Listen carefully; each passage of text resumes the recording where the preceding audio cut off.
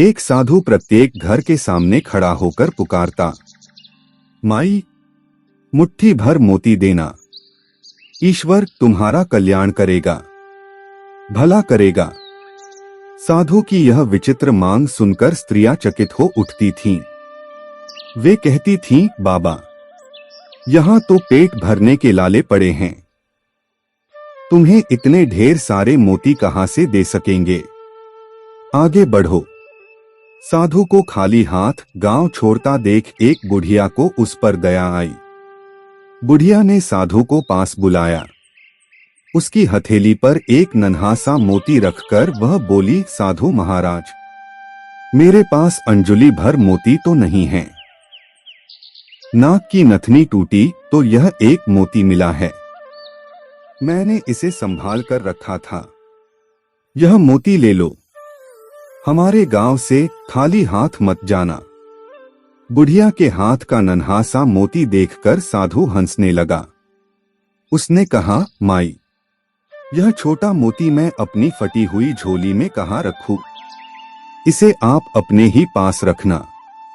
ऐसा कहकर साधु उस गांव के बाहर निकल पड़ा। दूसरे गांव में आकर साधु प्रत्येक घर के सामने खड़ा होकर पुनः पुकारने लगा।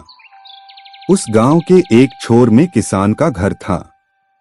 वहां मोती मांगने की चाह उसे घर के सामने ले गई। भैया, प्याली भर मोती देना, ईश्वर तुम्हारा भला करेगा। साधु ने पुकार लगाई। किसान बाहर आया। उसने साधु के लिए आंगन में चादर बिछाई और साधु से विनती की कि साधु महाराज पधारिए। किसान ने साधु को प्रणाम किया और मुड़कर पत्नी को आवाज दी, लक्ष्मी, बाहर साधु जी आए हैं, इनके दर्शन कर लो। किसान की पत्नी तुरंत बाहर आई। उसने साधु जी के पांव धोकर दर्शन किए। किसान ने कहा, देख लक्ष्मी, साधु जी बहुत भूखे हैं, इनके भोजन की तुरंत व्यवस्था करना। अंजुली भर मोती लेकर पीसना और उसकी रोटियां बनाना। तब तक मैं मोतियों की गागर लेकर आता हूँ। ऐसा कहकर वह किसान खाली गागर लेकर घर के बाहर निकला। कुछ समय पश्चात किसान लौट आया। तब तक लक्ष्मी ने भोजन बनाकर तैयार कर रखा था। साधु ने पेट भर भोजन किया। वह प्रसन्न हुआ।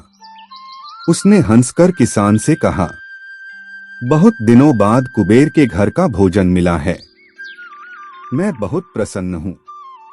अब तुम्हारी याद आती रहे, इसलिए मुझे कान भर मोती देना। मैं तुम दंपति को सदैव याद करूंगा।